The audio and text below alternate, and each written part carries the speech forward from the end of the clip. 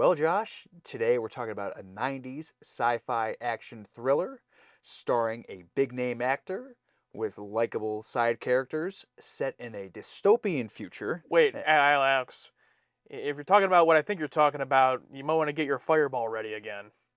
Oh, no, no, no, no, no. Today we're talking about a good movie. We're talking about Total Recall.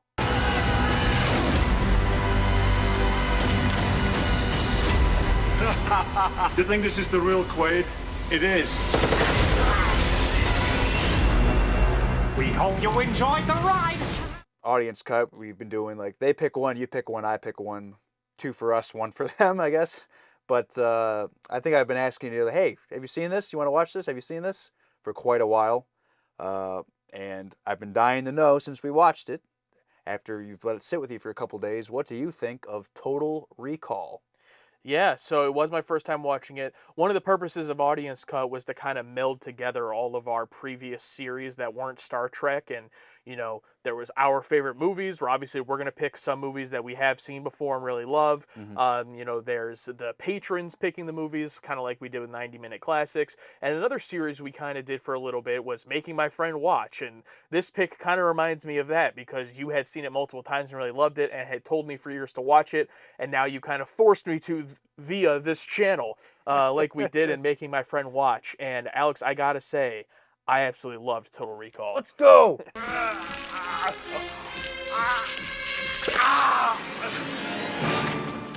I mean, it's almost kind of ridiculous how much I loved it. It's my favorite movie I've watched in quite a while. And I'll give my background. Not only have I not seen this movie, but I've never seen a Paul Verhoeven movie. The two you named were Troopers and RoboCop. RoboCop. But now I definitely want to. On top of that, I've seen Terminator and Terminator 2 with Arnold Schwarzenegger. I've seen a couple of his other movies, like we just recently watched Jingle All the Way for an audience cut episode. But I'm not like super familiar with all of his stuff. So kind of across the board. Sharon Stone, another person I'm not like super familiar with. I've never seen Basic Instinct.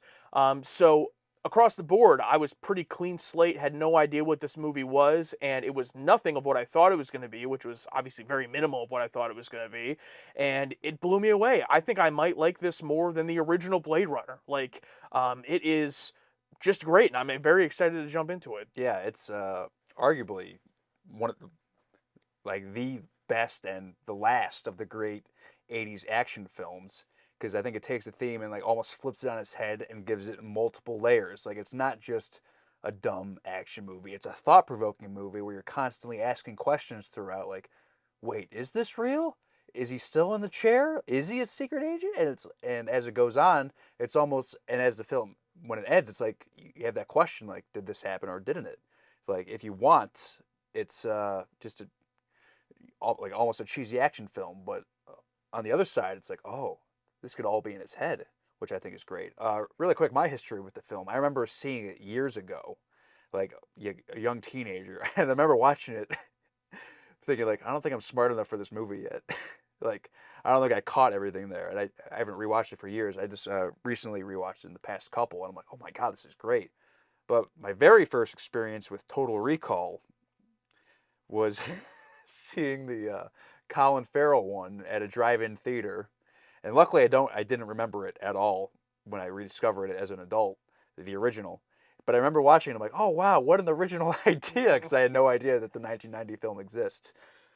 But no, And that probably happens to a lot of young people that go see remakes. yeah. So I guess it works. The remake doesn't work for like younger audiences. But no, I love this film to death. We did our top 10 movies recently, and this is probably cracking 11. It's like, it's right there. And on a rewatch, I'm like, I want to put it up there now, because it's like, God, this is so great. Yeah, I'm not going to say that I feel much differently in terms of that either. I mean, I've only seen the movie, the one time we watched it a few days ago, but it is, like I said, really loved it. I think one of the hardest thing for movies to get right is tone. And I think this movie has a perfect tone for this dystopian future gimmick, all of the kind of fantastical sci-fi stuff they have in it with the recall company and everything that happens, the fact that there's this whole civilization on Mars. This movie could have done one of two things. It could have either been super serious, Minority Report, like very, action oriented, or it could have been goofball, screwball comedy. And somehow it did both of those things perfectly. And I still like don't know how it did. Like it's baffling to me. It is one of the best action movies I've ever seen, and it's also hilarious. And like all of the characters are funny, yet I can take them seriously in what their role is. Like I'm intimidated by the villain. There's Richter, who's Michael Ironside, and there's Cohagen, played by Ronnie Cox. Yeah, both Richter and Cohagen. I'm genuinely intimidated by them as villains, yet find them both hilarious and they have funny moments. Same thing with Arnold. He's the convincing, this is where I've seen Arnold before, the convincing big hero, action hero guy. But while he has some humorous parts in like Terminator 2, he's like playing a robot, so like you can only do so much. He was hilarious in this movie. Like his one-liners were so funny, and like not just because like haha Arnold funny accent, like he genuinely was hilarious, and he even plays kind of two roles in this, that we'll get to, that I thought he was so great with. You think this is the real Quaid? It is. Sharon Stone was awesome in the movie, and her small role as his wife in the beginning, and then being part of his agency. If you don't trust me, you can tie me up. I didn't know you were so kinky. Maybe it's time you found out. Just all the performances were so strong. Yes, this movie does a perfect job of showing how charming Arnold could be and how likable he is. Like Terminator, he's a robot. Predator and like Commando, for the most part, he's just kind of like straight action man. But in this, like he gets to show off a little bit of his comedic chops and not afraid to like show that his character's kind of a dunce sometimes. Like a few of my favorite scenes is when like the jackhammer, he's like, "Oh, I'm thinking about going to recall." Don't fuck with your brain, pal. It ain't worth it. I guess not. The same thing with like they're watching the news, like, "Oh, it's horrible on Mars," the rebels, and like, Let's do it. Do what? Move to Mars. It's like, why? but also super like extra scenes to make him likable that are also like not really needed. Were like the suitcase scene. Excuse me, ma'am, but I need it. Fuck you, you asshole! The scene with the mutant girl, where it's like, and he was like super nice to her. I bet I can guess your birthday. What is it? You're a Taurus, right? How did you guess? Very likable protagonist.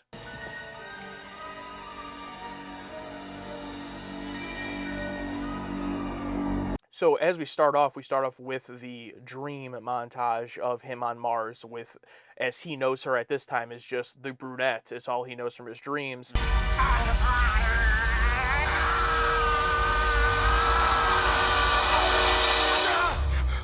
And immediately right there, that set the tone for me of like, oh, this might get pretty gruesome, or the practical effects might be pretty good. So I was already hooked in because of that. Although, starting with a dream sequence can be kind of rough sometimes in movies, but I thought it was done well. And then the opening scene, this is where I became impressed with Sharon Stone. Opening scene of the movie, she's teasing him a little bit, like, oh, who's this brunette? It's not funny. Doug, you dream about her every night. But I'm always back in the morning. Let me go.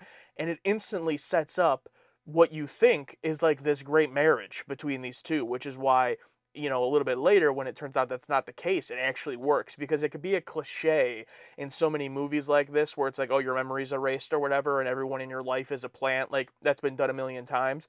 But it works here because early on in the movie, it sets up so well these other characters with just one scene. You know you're the girl of my dreams. You mean it? You know I do.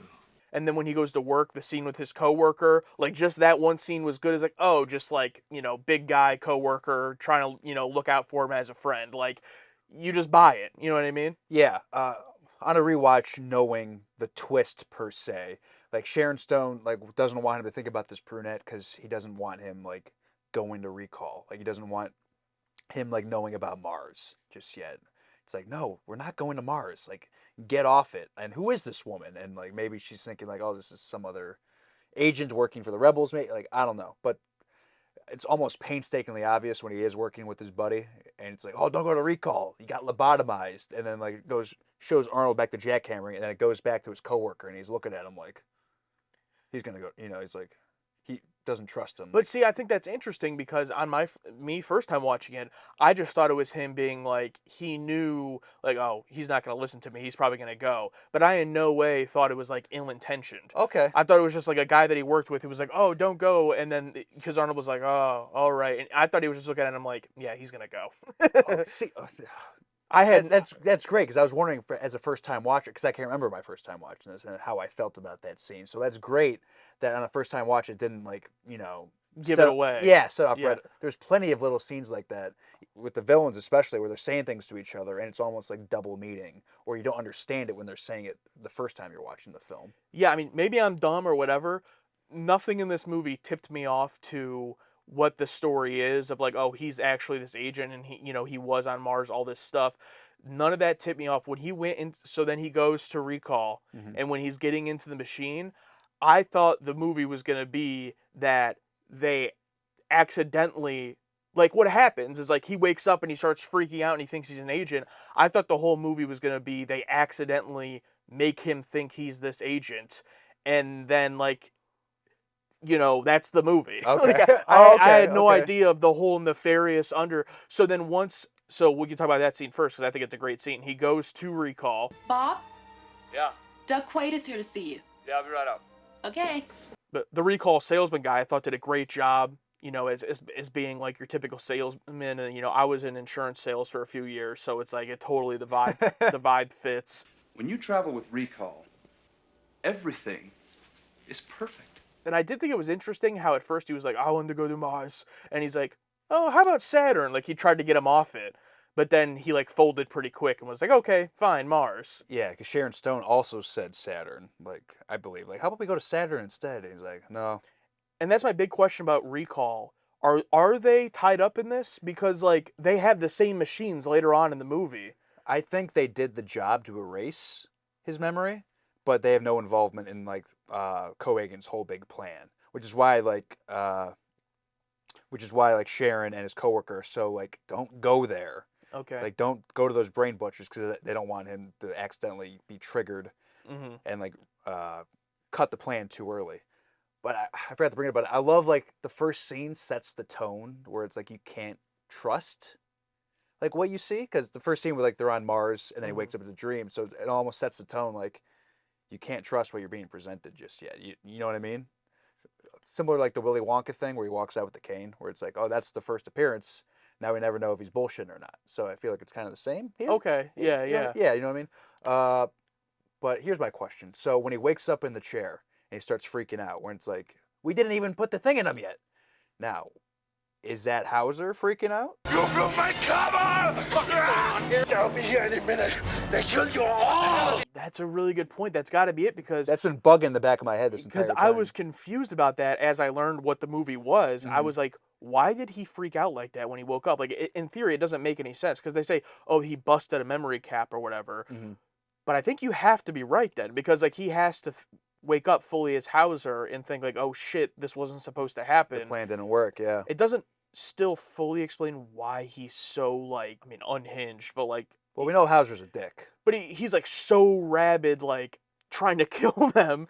Because you'd think he could have been like, no, put me back under, but he wasn't doing that at all. So that I was confused by that, but you got to be right. There's no other explanation, really. Yeah. And then what do they shoot into him? I thought it was just like tranquilizer, but I don't know what it is. I think they erase him. They erase him again. All right, look, here's what we're gonna do. Renata, cover up any memory that he's got of us or Recall. I'll do what I can. It's pretty messy in there.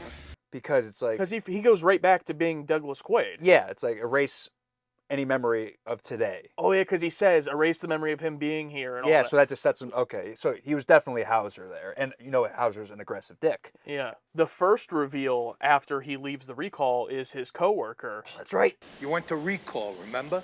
Come on, I'll buy you a drink. Listen, I'm already late. Thank you very much, but... Hey! Right down. Come on. Once this is revealed, I knew, like, okay, everyone in his life is a bug. Like, if it's his coworker that's in on this, it's everyone in his life. So I kind of knew right away, like, his wife. I'm like, his whole life is a lie. But I loved the reveal because they grab him and then he just destroys all of them. And it's just, this is like the first, like, gory scene in the movie.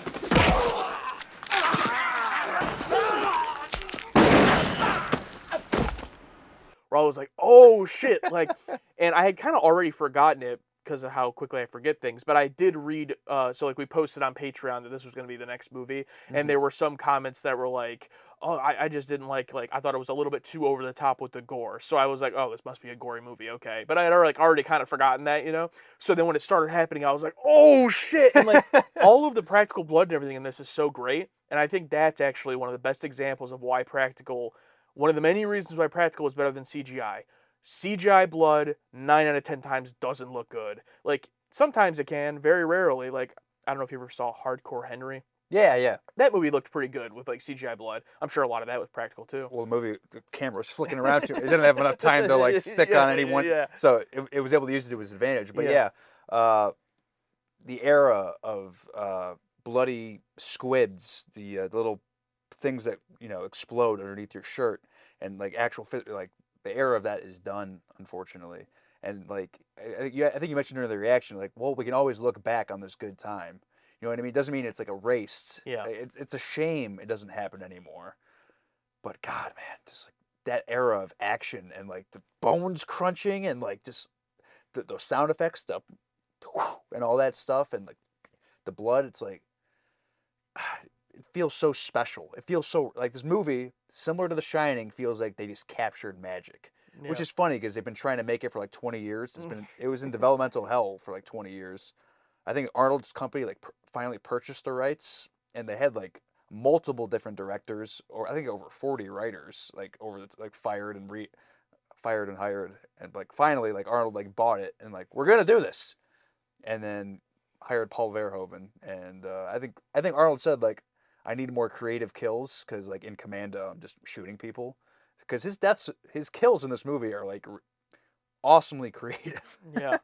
So he destroys them Yeah. and goes home. You know, he still doesn't know, Douglas Quaid still doesn't know what's going on. Mm-hmm. So he didn't know he had these, skills to kill people. And when he goes home to who he thinks is his wife, and he's like, I killed they tried to kill me, I killed them. And she, I love this is such a goofy moment, but I love it, where, she's like, can see on the screen behind him, like you said, them coming up the stairs. So she's like, oh, how about we, make love for one last time and everything. And then I just love all of a sudden Arnold Schwarzenegger's just like, it's like turns around and sees the screen.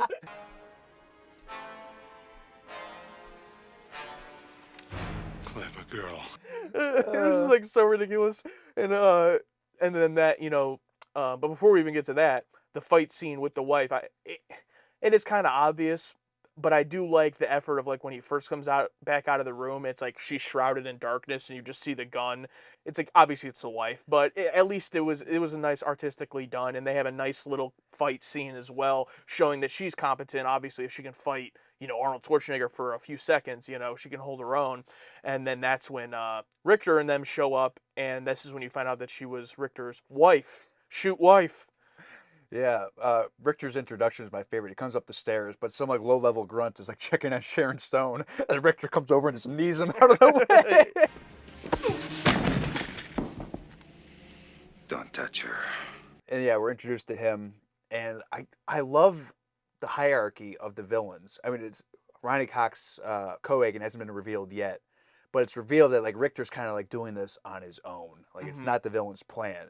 It's like, I don't pay you to think. I pay you to do it. It's like, what the fuck are you doing? And like Richter like goes against him. There's one point where he's talking to Cohagen on the phone. He's like, oh, what's that? And he like starts tuning it out. What'd you say? Yeah. Because he has his own personal vendetta against Quaid because he's been, having sex with his wife. I don't blame you, man. I wouldn't want a guy like Quaid porking my old lady. You saying she likes it? No, I'm sure she hated every minute of it. And I love that moment where Cohagen's like, keep him alive. And like now, after seeing the movie, I know why he wanted him alive, because he was friends with him. But at the time, I didn't know why, and I thought that was so interesting. He's like, keep him alive. And he's like, oh, I couldn't hear you. And I'm like, oh, that's so interesting. Like, why do they want him alive? The movie does a great job of like dripping the information so slowly with like so many different twists and reveals that like you're wondering the whole time, even as things are being revealed to you and you learn more.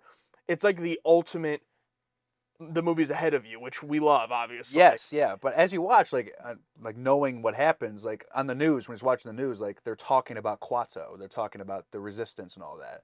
But us not knowing at the time that's where it's going to, because it takes a while to get there. But it's like the movie does let you know. Yeah, and it's not like a lot of movies that rely on big twists or reveals. It's like the whole movie with like hints at what's going on and then the reveal at the end. And if that reveal doesn't live up to the whole movie, it falls flat. Or it can be really great. But this movie does it differently, which I haven't seen done a lot, where there's several kind of, I wouldn't say small twists, some of them are pretty big, but there's like several twists throughout the movie, but the entire movie doesn't necessarily hinge on one reveal. Even the Hauser reveal, which we'll get to, even if that didn't like fully work, which I think it did, but even if that hadn't have worked, the whole movie didn't hinge on that reveal. Like the whole movie was still doing its own thing. Do you get what I'm saying? Yeah. Like it's not The Sixth Sense, right? Like it's not like the whole movie relies on this. There's just like constant little twists in the plot. movie is so fun enough on its own with fun little scenes that are just so entertaining. He gets the briefcase, opens it up,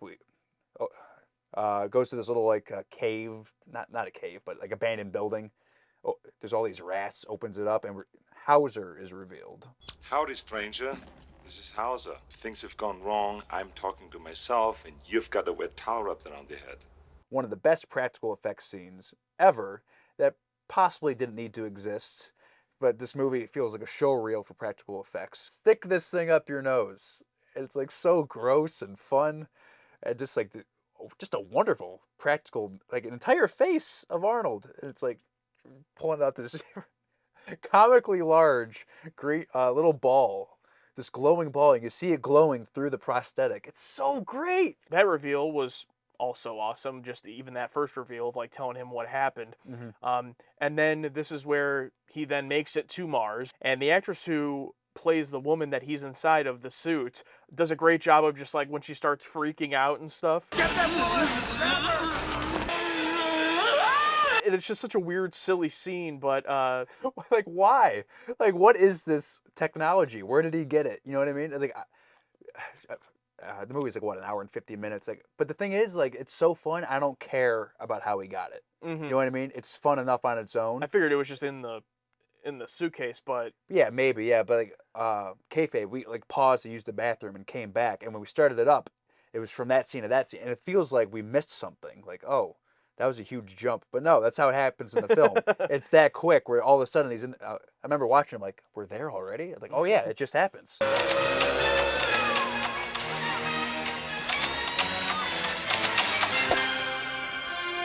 And then once he gets to Mars, I think the movie then even like kicks it up to another level. This is where the sci-fi really comes in. And this sci-fi world it sets up on Mars, I think, is great. It is a movie that uses the world it sets up to its advantage. I think the biggest example of that is the bar that we go to, and we see, you know, the three-titted woman and Dean Norris and all the people that are there. There's other examples of it. You brought up the little girl that he sees with, you know, the flower, the mutants and everything. Yeah, but yeah.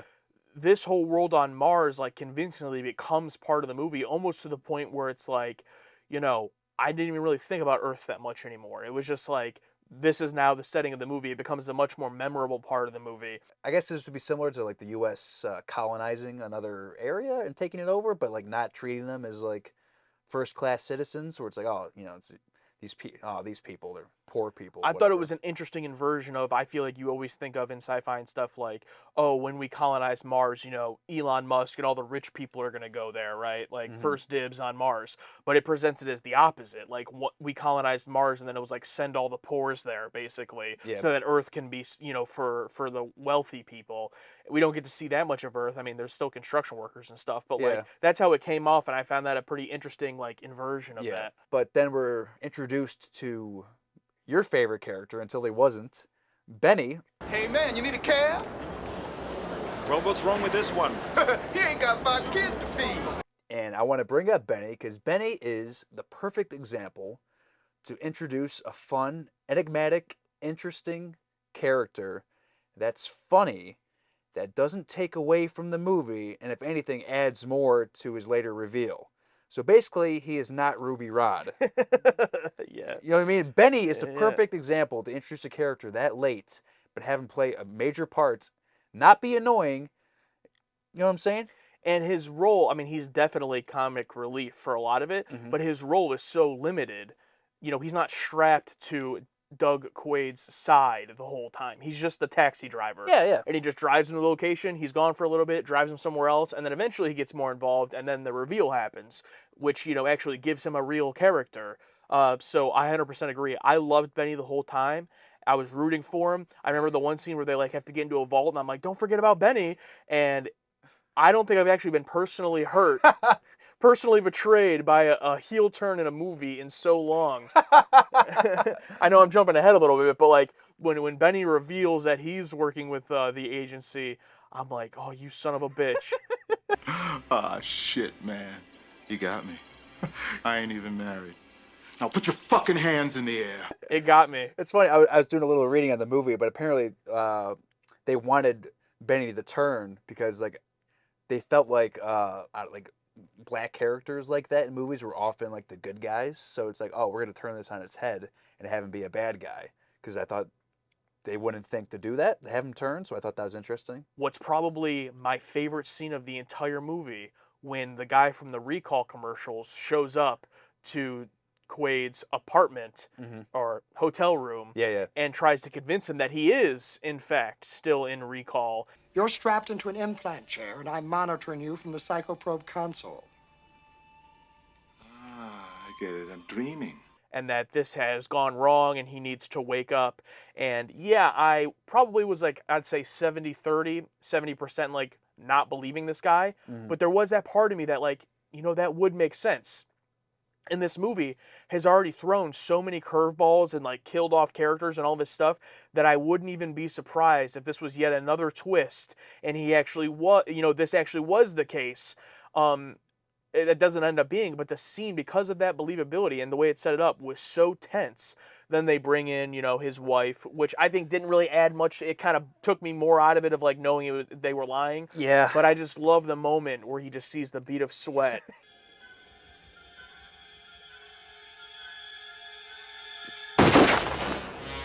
And then just shoots him in the head. It was amazing. It was like a perfect movie scene. Yeah. Oh god, it was so great. Yeah, that scene is great. And when he first walks in, and I don't know if it was intentional, but it's set up where like the guy's here, Arnold's here, but there's a mirror here, and the way it's framed, it makes it look like you can't see the guy's. You can't see the guy, but it's not like it's not framed to where like the reflection's missing. It's framed to where because how it's angled, you can't see his reflection. So once again, it's left to ambiguity. Like, is he really there? Like, is it really just like a plant or like a program entered in kind of like Inception style just to kind of try to pull him out? And like, there's plenty of little clues that this whole thing isn't real. Because I forgot to bring this up because when they're first putting Arnold under, like when he first goes to Recall, they show like, oh, what kind of woman do you want for this storyline? It's like, oh, brunettes, sleazy, no, demure, and they show a picture of a woman. The picture is Melina.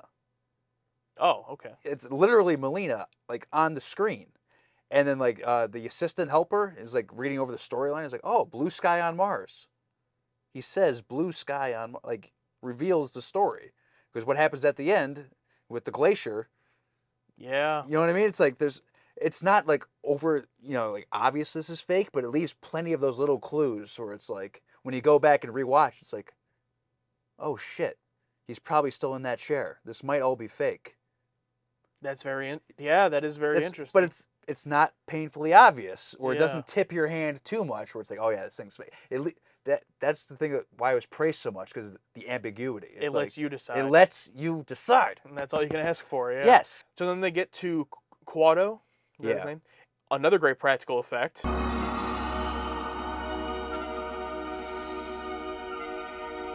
We've talked about this before, but just like the frightening reality of like losing like a part of your memory or a part of like, and you would be a completely different person. Yeah, this movie's... And this movie is that. Yeah. It's like, I mean, luckily in this case, he ended up being a better person after losing his original identity. But it's like, you literally become a different person when you lose some memory. But Quado's a great quote. It's like, it's not about, you know, who you are. It's about what you do. It's like, let's go, Quado. Yeah. And then Quado dies. Then he dies. Benny's a rat. Yeah, kills him, and it's kind of like the second act low point of the movie where he gets captured and everything, and then we go back to Cohagen. Is that his name, right? Cohagen, yeah. And this is where the Hauser reveal happens. Howdy, Quaid. If you're listening to this, that means that Quado is dead, and you have led us to him. Yet again, got me. Didn't see this coming at all, and it makes perfect sense. I love twists that you don't see coming, but once they're revealed, makes perfect sense. I'm like, oh my god, that's amazing. It's my body you've got there, and I want it back. So, adios, amigo. Thanks for not getting yourself killed. And I love how he even acknowledges that the plan didn't go well. How he acknowledges like, oh, Richter almost messed it up. Your memory cap busted way too early. Yep. It makes it more logical as to why the movie went the way it went. Because if it did go all according to plan, he would have never stood a chance. So it like being out of their hands. Plus, people and corporations are all like incompetent all the time. Like so many movies sometimes try to portray like big agencies as everything is so perfect, right? But it's like, no, I don't care if it's like the highest up, secret FBI, CIA. It's like there's stupid incompetent people everywhere, Yeah. So really love that reveal. And also Arnold does a great job, even though it's just through a computer on recorded video, playing this like prick, other version of himself as Hauser. I thought that was great. If I was going to have, not even really a complaint, but like only thing I wish they would have done in the film is play more into the friendship of Hauser and Cohagen. Because I really liked the idea of like, oh, he doesn't want to kill him because like it was his friend. He wants Hauser back. And I get it, like he's this big evil guy, so if he has to kill him, he's going to. But not even like I needed to see a flashback necessarily or anything like that, but I would have loved to see like, because you have to imagine, Hauser, when they're deciding to do this, like Hauser's not expecting to die. You know what I mean? So it's like you have to think he's like, oh, I'm gonna do this, but like you need to make sure to get me back or whatever. Like Hauser's not voluntarily killing himself, right?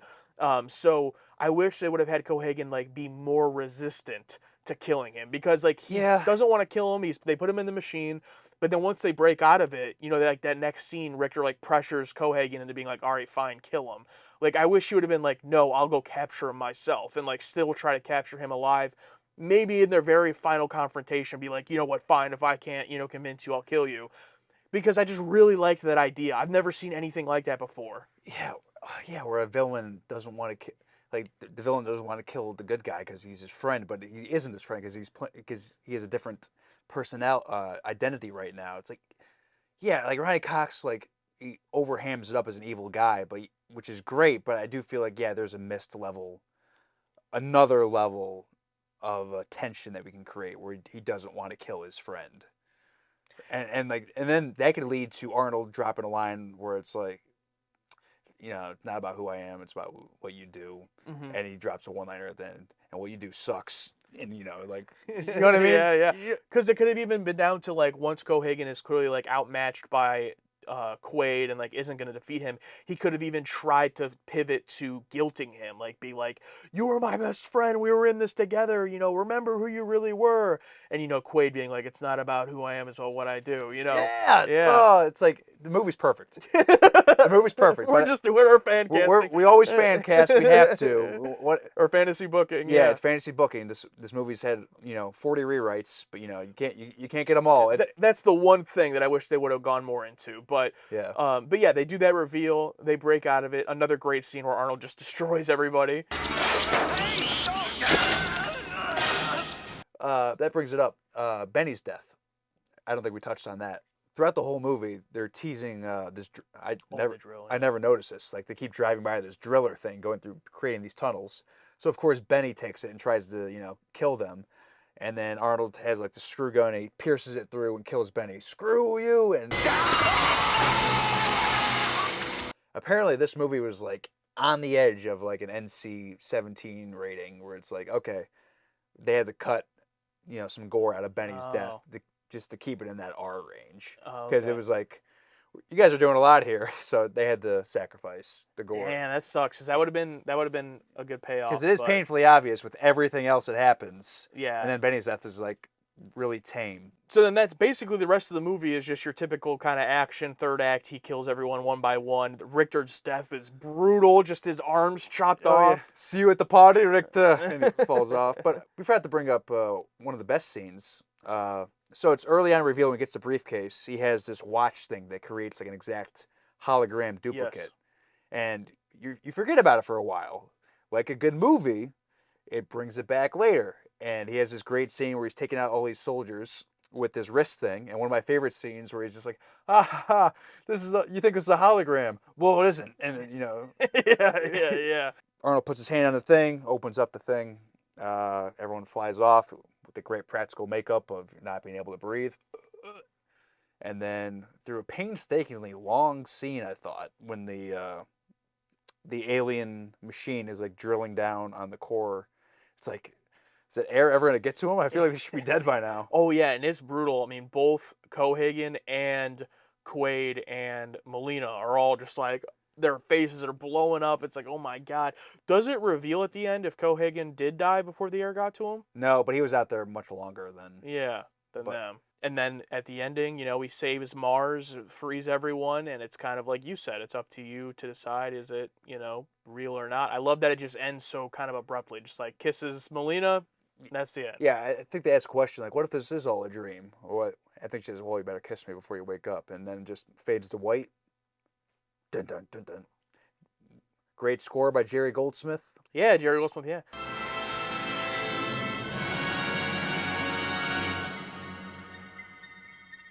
What do you think? Is this the best Arnold movie? I love Predator. Maybe that might come along the line one day. Predator's great. But in terms of Arnold as a whole, in terms of performances and action and bloody squibs and themes, this might be the best Arnold film.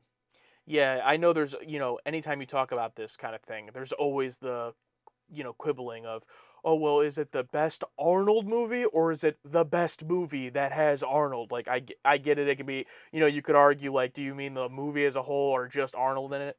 But if I'm talking just purely Arnold, I think this is his best I've seen. Now, granted, I saw Predator a super ass a long time ago before I was even, like, a movie fan. So I have to rewatch that. But that'd be a fun one. Yeah, but like the Terminator movies, yeah, those are obviously amazing movies. Like, would I be ready to say like quality-wise, Total Recall is better than Terminator 2? Like, that's a tough conversation.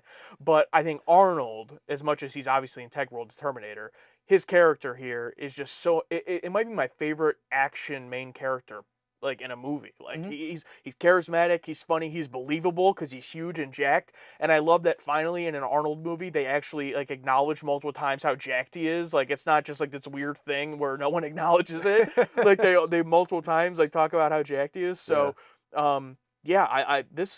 I wouldn't say that I was like didn't like Arnold or anything before, but I was never like particularly like, he didn't stick out to me as like an actor I really loved or anything. He was just like another guy. But like this movie, I like really just like catapulted him up. I'm like, wow, I hope and wish there was like other movies out there that are like this for Arnold. I guess I have to go out and watch more of his stuff to figure out if there's anything else of his that I really love. But yeah, for me, I would say yes. But yeah, this showed like he's an actor. He's not just a muscle guy. Yeah, he's an actor. Like, his difference of performance between Hauser and Quaid is great. And all of his little stuff, he's so charming, so likable. Like, I love Terminator. I love Terminator 2, but it's like, I need a little... He has that charm. You know what I mean? He has that... He's like John Cena. you know what I mean? It's like, remember when John Cena like started like acting, and it's like we've always liked him, but it's like, oh, he's really good. Yeah. Like, next level good. Like, I feel like this movie just dipped a little bit into the water of like what Arnold can do. Yeah, I mean, I don't think John Cena has done anything as good as this. No. Yeah. But I'm saying that this movie like showed like he can go. Yeah. He's not just bodybuilder guy. Yeah. All right, well, because of our recording schedule getting a little mixed up with the whole drive thing that happened, we talked about this movie already, but now we have the patron takes, so this is going to be spliced into that video. All right, this one's from Steven. Out of Paul Verhoeven's filmography, at least the popular films he's made in the U.S., I'd rank this his second best film, with RoboCop being number 1. Favorite one-liner in Total Recall, and what would you, in quotes, recall if you could? Bullshit. I love the, I'll probably butcher it, but the, you thought it was actually me? It is. Yeah, that one's probably my favorite one. I haven't seen the other Verhoeven movies, as I said, so I can't really speak on that. Do you agree with this and then RoboCop number 1, or what do you think? I haven't seen RoboCop in a while. I've seen RoboCop. I've seen Starship Troopers, but I love this film, the fucking death. It's like maybe for the channel, if you guys vote, we can watch RoboCop and Starship Troopers because I feel like they're both also fantastic. But you know when like I don't want to say check, but when a film just hits you a certain way where it's like just fucking, you know what I mean? This movie, Total Recall, did that for me. Where like I love everything about this. This feels like otherworldly almost. Where it's like this film was like similar to The Shining. It feels like something special was captured on camera, and it feels like its own special thing. That's what that is to me. I like RoboCop and Starship Troopers, but Total Recall just feels it's like a warm hug, a warm blanket, despite what's shown on the screen. That's what it feels like to me. Great. Well, yeah. I mean, hopefully I will, whether it's for the channel or otherwise, see RoboCop and Starship Troopers one day. But Total Recall has definitely set a super high bar, so it's going to be tough. Mm-hmm. I have one here from Andreas. I agree that it is Arnold's best. It is the best of the classic 80s style action movies. They don't make movies like this anymore. This was when movies were just fun. We talked about this a little bit off camera, but I've said before that I don't know what I'm going to think about this time in movies 10, 20 years from now, like how we think about the 80s and the 90s. They have very distinct movies. I think Total Recall, I can tell it was made in 1990. Like it fits right in there. And while I'm not someone that subscribes to the idea of they don't make good movies anymore, I think there's plenty of great movies that are still made. I would agree they don't make movies like this. This is very distinct to that era. Yeah, I totally agree, and I'm like, it's weird because we're living through it, and there's a lot of garbage, but there's also a lot of good stuff out there. But it's like, in 10, 20 years, looking back, it's like I don't know. What do we think about the 2010s, or is it even too soon, or the 2000s? You know, it's like I think 2000s nostalgia is like just starting, and it is interesting to like see the nostalgia of people talk about the 2000s and be like, oh yeah, that was really cool, or just like the aesthetics of that time. So maybe you do just have to be far enough removed from it. But dude, I feel like 80s nostalgia started in 1990 or something. Like I feel like people in the 80s knew what was going I feel on. like January 1990 is when the nostalgia for the 80s happened. Yeah, you know what I mean? But I feel like 70s, 80s, 90s, they all have their own very super unique, distinct and feel. 60s too. Yeah, 60s too. Yeah, but it's like the thousands to now, it just feels kind of like I don't know. I haven't been able to separate them yet. Yeah, it's interesting. We'll see, I guess. Yeah. This one's from Thicket Dweller. Ugh, my nose still hurts. Well, with that out of the way, up next for Audience Cut, we're back to a patron pick, and it's going to be Stargate. Apparently, the patrons really like movies with star in the title, so they chose Stargate from 1994. Now, I just want to be clear, this is going to be a movie that we watch with the reaction on Patreon and discussion for Audience Cut. We have no intention of watching Stargate, the TV show, or doing any reactions to that, so we're still going to get hundreds of comments anyway, but just putting that out there now. I am excited to watch it. It has some actors that I am fans of, and we're going to be watching that soon, and that'll be the next episode of Audience Cut. So if you haven't seen Stargate or you want to refresh your memory, that full uncut reaction will already be up on our Patreon. You can go check that out and watch it along with us with your own copy of it. And make sure to check out the discussion here when it hits Audience Cut on our channel.